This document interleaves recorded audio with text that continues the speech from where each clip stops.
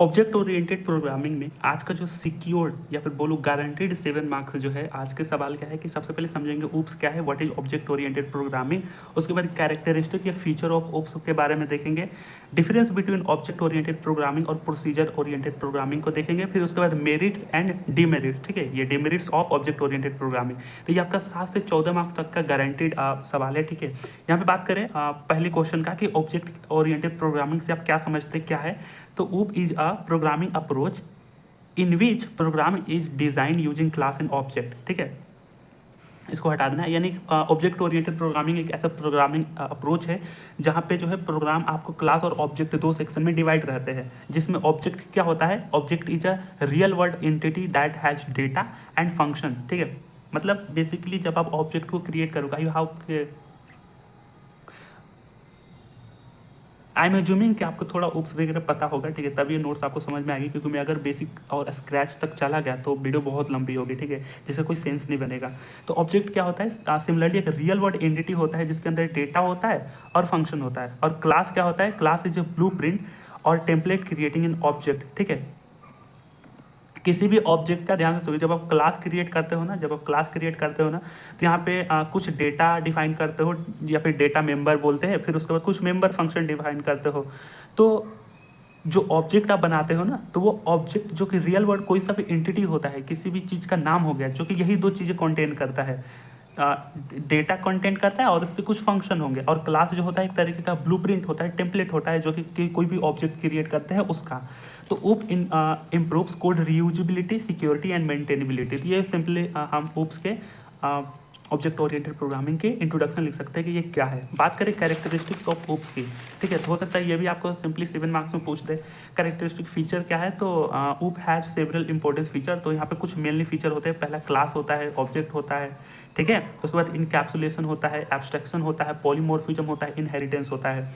इन सब के डिफिनेशन आपको बेयरली पता होने चाहिए, क्योंकि पूरा सब्जेक्ट ही आपके इस पर निर्भर रहता है, ठीक है।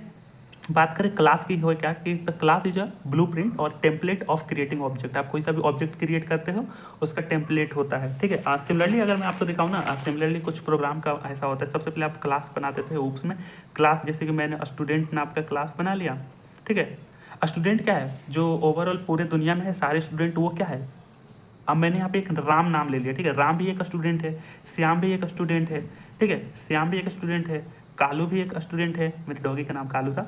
उसके बाद बिनय भी एक मतलब स्टूडेंट है, ठीक है। तो ये सारी क्या है, ये स्टूडेंट एक तरीके का ब्लूप्रिंट है, यानी कि किसी दुनिया में एक एग्जिस्टिंग स्टूडेंट। अब ये जो नाम है ये स्टूडेंट हो सकते हैं, समझ रहे हो, ये सारे क्या है, स्टूडेंट है। तो ये ऑब्जेक्ट हो गए क्लास के, ठीक है। तो ये रियल वर्ल्ड एंटिटी होते हैं, जैसे राम एग्जिस्ट करता है, श्याम एग्जिस्ट करता है।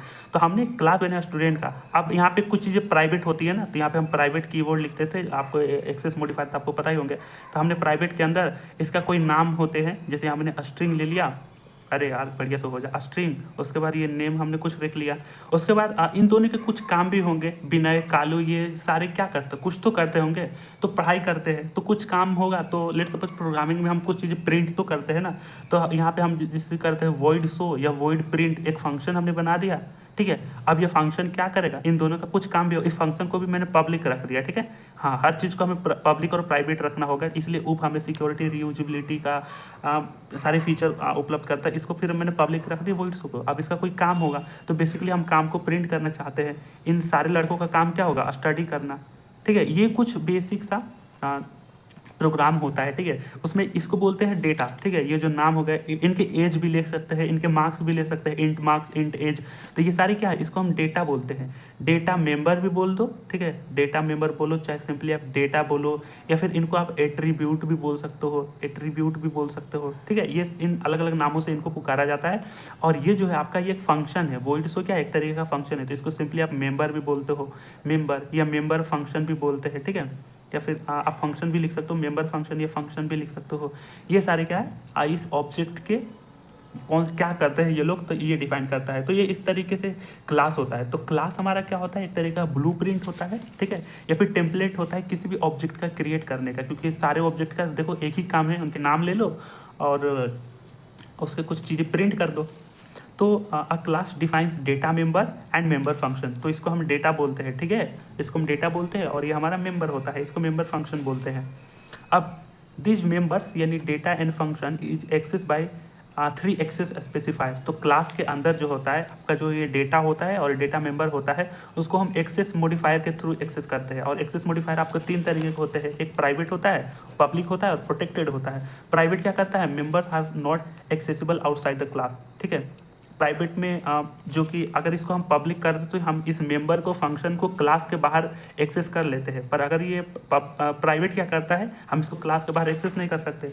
पब्लिक क्या करता है, member are accessible from anywhere in the program. तो अगर पब्लिक होता है तो आप कहीं से भी प्रोग्राम में एक्सेस कर सकते हो। प्रोटेक्टेड क्या करता है, it is accessible inside the class and its derived class, ठीक है। बस प्रोटेक्टेड का काम यही होता है कि जब बहुत सारे क्लास बनते हैं ना, कोई जैसे इनहेरिटेंस में होता है, क्लास हो गया, फिर उसके अंदर कोई एक दूसरा क्लास हो गया जो पहले वाले क्लास की प्रॉपर्टी इनहेरिट करता है, तो एक क्लास से दूसरे क्लास तक हम उसके डेटा और मेंबर को एक्सेस कर सकते हैं, ठीक है।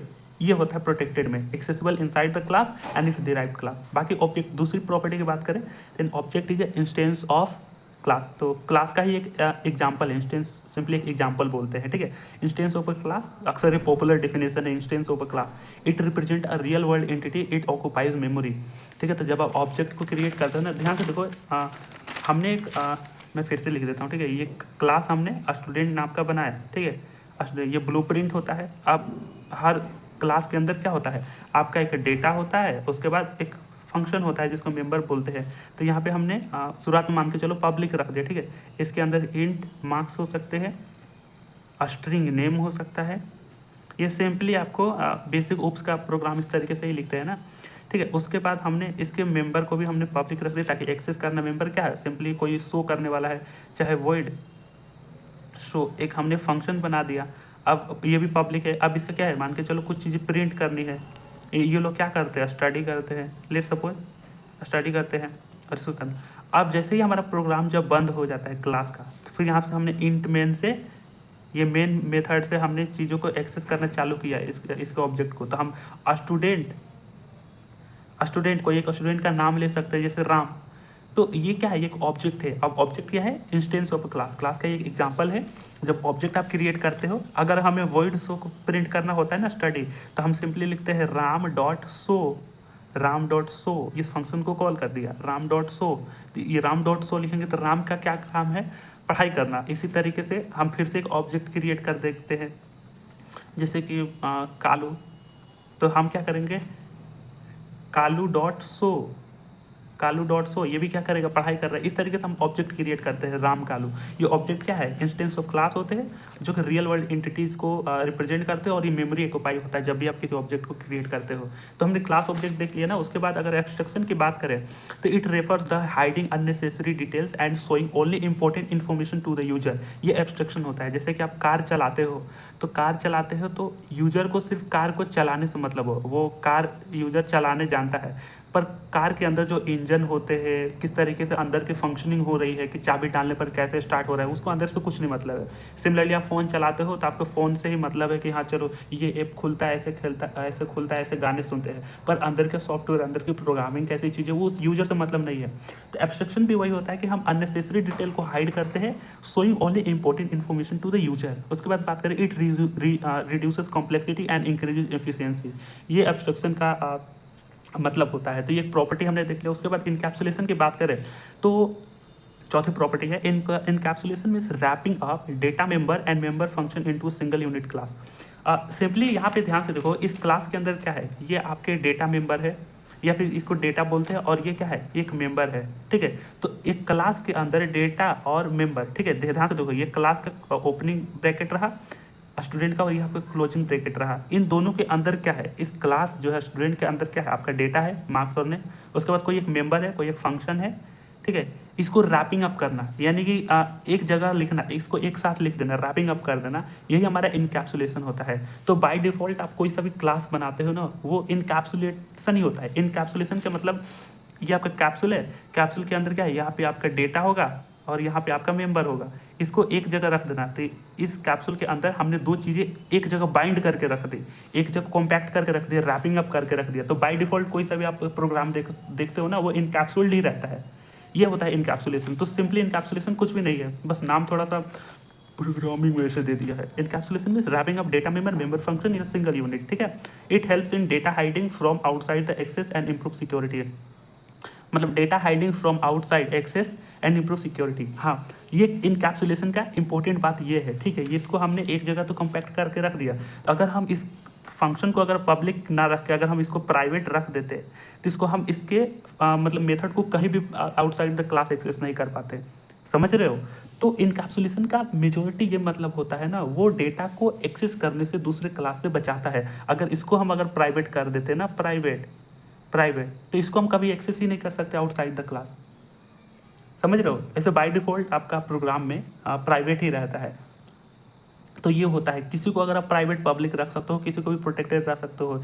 इन एक्सेस मॉडिफायर्स के थ्रू हम डेटा को कहीं से भी एक्सेस करने से रोक सकते हैं, या किसको एक्सेस देना है किसको नहीं देना है, ये चीज़ हम कर सकते हैं। तो ये होता है इंपॉर्टेंस ऑफ द इनकैप्सुलेशंस, ये ध्यान में रखना कि बहुत इंपॉर्टेंट पॉइंट है।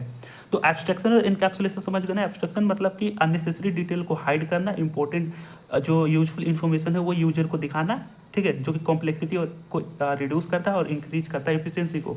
इनकैप्सुलेशन का मतलब रैपिंग अप डेटा मेंबर और member function in a single class, जो कि बाय डिफॉल्ट रहता है, और डेटा हाइडिंग को सपोर्ट करता है from outside access and security को भी ये भी इंप्रूव करता है। इनहेरिटेंस की बात करें तो ध्यान से देखो, ये सिंपली एक क्लास है एक स्टूडेंट का। यहाँ नीचे हम एक और भी क्लास बना सकते हैं, ठीक है, जो कि क्लास का नाम कुछ भी हो सकता है, क्लास एनिमल या क्लास स्टूडेंट 1, ठीक है, क्योंकि दोनों का नाम डिफरेंट है तो दो अलग अलग क्लास बन गए। तो इस तरीके से हम एक क्लास और दूसरे क्लास बनाते हैं, ठीक है। इनके चैप्टर्स को आगे हम डिटेल में भी देखेंगे, ठीक है। बेसिकली ये ओवरव्यू है। इनहेरिटेंस क्या है, allows one class to acquire property and behaviour from another existing class. तो हमने एक स्टूडेंट नाम का क्लास बनाया था, एक दूसरा भी हमने क्लास बना दिया, स्टूडेंट बी, स्टूडेंट ए या स्टूडेंट सी। तो बहुत सारे प्रोग्राम में हमने क्लास बना लिया। अब हो सकता है इन दोनों में कुछ सिमिलैरिटी हो, ये तीनों क्लास में ही कुछ सिमिलैरिटी हो, तो कुछ प्रॉपर्टी, इसकी प्रॉपर्टी ये ले ले या इसकी प्रॉपर्टी ये ले ले, इसको भी इनहेरिटेंस बोलते हैं। In one class acquire property and behaviour. Property किसको बोलते हैं, हाँ, प्रॉपर्टी और बिहेवियर आप कंफ्यूज हो रहे होंगे। इसको डेटा जो बोलते हैं ना, इसी डेटा को एट्रीब्यूट भी बोलते हैं और प्रॉपर्टी भी इसको ही बोलते हैं। प्रॉपर्टी का मतलब यही डेटा होता है, ठीक है, मार्क्स और नेम, ये प्रॉपर्टी। और मेथड को आम भाषा में हम बिहेवियर बोलते हैं, ठीक है। तो आप प्रॉपर्टी या डेटा बोलो, बिहेवियर या मेंबर बोलो, तो नाम में कंफ्यूज मत होना, ठीक है। It acquire data and member ऐसे लिख सकते हो from another existing class. It supports code reusability. Basically हाँ, का इनहेरिटेंस का मतलब ये होता है कि इसकी कुछ हमने फीचर दी तो इसको कॉपी कर लेते हैं यहाँ से भी, ठीक है, एक्वायर कर लेते हैं चीज़ों को। तो ये इनहेरिटेंस सपोर्ट करता है। अब बात करें पॉलीमॉर्फिज्म की, बात करें तो क्या होता है। अब देखो, the process of representing one forms in multiple forms called polymorphism. Basically होता क्या है, ध्यान से सुनना। हमने एक फंक्शन बनाया वॉइड शो का, ठीक है, पेज तो भर गया। एक फंक्शन बनाया था हमने वॉइड शो का, ठीक है, वॉइड शो का, ठीक है, वॉइड शो का। ये क्या कर रहा था, कुछ चीज़ें प्रिंट कर रहा था। दूसरा फंक्शन हम इसी नाम से बनाएंगे, ध्यान से सुनो, दूसरा फंक्शन हम इसी नाम से बनाएंगे वॉइड शो का। बस इसमें हम एक कोई चीज़ पास कर सकते हैं, ठीक है, कोई इंटीजर वैल्यू हम पास कर सकते हैं, और मार्क्स जो था उस यूजर का, यहाँ पे हमने कुछ डेटा डिफाइन किए होंगे यहाँ पे, और कुछ इंटीजर का मार्क्स होगा, मार्क्स उसके अंदर हम ए डाल देंगे। तो ये भी नाम दोनों सेम है पर काम अलग अलग है। ये वॉइड शो कुछ प्रिंट कर रहा होगा और ये वॉइड शो डेटा को कुछ इंसर्ट कर रहा होगा। तो इसके अंदर हम क्या करेंगे, कॉल करेंगे और अंदर कुछ वैल्यू डाल देंगे, तो हम मार्क्स को अपडेट कर पाएंगे। तो ये होता है one forms into another forms. इसको हम आगे और डिटेल में समझेंगे पॉलीमॉर्फिज्म का, ठीक है। It means an object can have different forms और बिहेवियर। बिहेवियर का मतलब फंक्शन, ठीक है, in different ways. The some function name can perform different task, यानी सेम है कि सोम नहीं है, the same function name can perform different task. जैसे कि फंक्शन ओवरलोडिंग, कंस्ट्रक्टर ओवरलोडिंग होता है, ये हमारे पॉलीमॉर्फिज्म बताते हैं। अब ध्यान से सुनो, पॉलीमॉर्फिज्म का मतलब one form into multiple form. आपके पास सेम नाम के, ध्यान से सुनो, सेम नाम के मल्टीपल फंक्शन हो सकते हैं, मल्टीपल फंक्शन या फिर मल्टीपल मेथड हो सकते हैं। अब उस मेथड का नाम अलग अलग हो सकता है। जैसे हम एक मेथड बनाया, कंस्ट्रक्टर में भी होता है कि जो मेथड होता है वो सेम क्लास के नाम से ही होता है, खैर आगे उसके चैप्टर हम देखेंगे। बेसिकली आपके कुछ फंक्शन होंगे, ये फंक्शन 1 है, ये फंक्शन 2 है या फंक्शन 3 है। अब 2-3 फंक्शन होते हैं ना, सेम नाम के होंगे, ये भी इसका नाम सेम नाम के होंगे। अब ये तीनों फंक्शन एक ही काम को, अलग अलग काम को परफॉर्म करेंगे। नाम सेम है पर काम अलग अलग है, ये पॉलीमॉर्फिज्म होता है, ठीक है। तो one forms multiple forms polymorphism होता है, यानी कि जो एक ऑब्जेक्ट है उसके पास डिफरेंट डिफरेंट फॉर्म या बिहेवियर हो सकते हैं। फॉर्म्स का मतलब बिहेवियर की ही बात बोली जा रही है, और बिहेवियर क्या है, फंक्शन, ठीक है। डिफरेंट डिफरेंट फंक्शन हो सकते हैं डिफरेंट तरीके से, ठीक है, बट द सेम फंक्शन नाम कैन परफॉर्म डिफरेंट टास्क। तो आपके पास फंक्शन ओवरलोडिंग, कंस्ट्रक्टर ओवरलोडिंग होता है, ये पॉलीमॉर्फिज्म होता है। तो इस तरीके से हमने ऑब्जेक्ट देख लिया, फीचर ऑफ उप्स में देख लिया हमने सारे डिफिनीशन, ठीक है। ये सारे डिफिनीशन होते हैं, आप इस तरीके से लिखना, इस तरीके से याद कर लेना। उसके बाद अब हम देखते हैं पीओपी, उप और पीओपी में अंतर क्या है, फिर मेरिट्स और डिमेरिट्स देखेंगे। ये कुछ नहीं है, बेसिकली थ्योरी आपको याद करना पड़ेगा और कोई रास्ता नहीं है, ठीक है। तो बात करें उप्स की और पॉप की, तो यहाँ पे देखो मैंने बहुत सारे डिफिनीशन देख रखे। बेसिस प्रोग्रामिंग अप्रोच में उप क्या है, it is based on the class और ऑब्जेक्ट। और पीओपी जो होता है प्रोसीजर ओरिएंटेड प्रोग्रामिंग होता है, based on function and procedure, ठीक है। तो बेसिकली ये फंक्शन पर बेस्ड होता है और ये क्लास और ऑब्जेक्ट पर बेस्ड होता है। पीओपी फंक्शन और प्रोसेस पर बेस्ड होता है, प्रोसीजर और एक क्लास ऑब्जेक्ट। दूसरा क्या है, फोकस या इंपॉर्टेंस किसको देते हैं, उप्स में importance is given to the data, ठीक है, डेटा और सिक्योरिटी पर देते हैं, और importance is given to the function. Basically यहाँ पे हमें ऑब्जेक्ट लिखना चाहिए था, OOPS is importance is given to the class and object and importance is given to the function. तो ऑब्जेक्ट बेसिकली डेटा ही रहता है, तो ये भी मतलब सही डिफिनेशन है, ठीक है। डेटा पर ही इसमें हम ज़्यादा फोकस करते हैं और इसमें हम फंक्शन पे।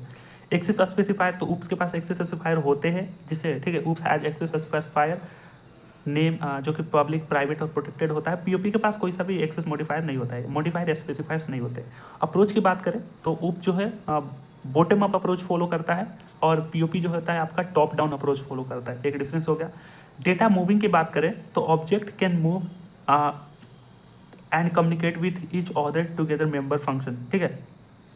यहाँ पे जो आपके ऑब्जेक्ट जो क्रिएट करते हैं, जैसे कि स्टूडेंट पे हमने अगर श्याम को क्रिएट किया, कालू को क्रिएट किया, तो वो एक क्लास से दूसरे क्लास, ठीक है, सॉरी, एक फंक्शन से दूसरे फंक्शन, ठीक है, with each other through member function. तो हम बहुत सारे मेंबर फंक्शन जब क्रिएट करते हैं क्लास के अंदर ना, तो हमारे पास ऑब्जेक्ट वहाँ तक कम्युनिकेट करता है या मूव करता है। पोप में बात करें, data can move freely from function to function move करता है, और इसमें क्या होता है, object can move and communicate with each other through a member function. तो यहाँ पे ऑब्जेक्ट मूव करता है, यहाँ पे डेटा मूव करता है।